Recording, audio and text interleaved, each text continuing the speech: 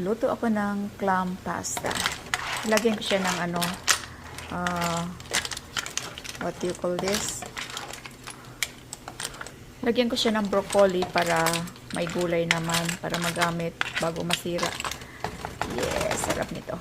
May tira kasi akong noodles, spaghetti noodles, so para magamit, hindi masira. Sayang niya. Gawin ko na siya. Yeah. Yan na siya. Mix ko lang siya. Sarap nito. Clams pasta. Yeah.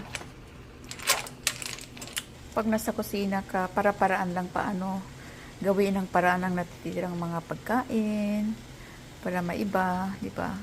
Sarap. Para hindi masayang, hindi tayo magtatapon ng mga food.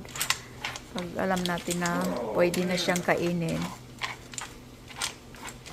pwede na siyang lutuin ng ibang klaseng pagluto. Sarap.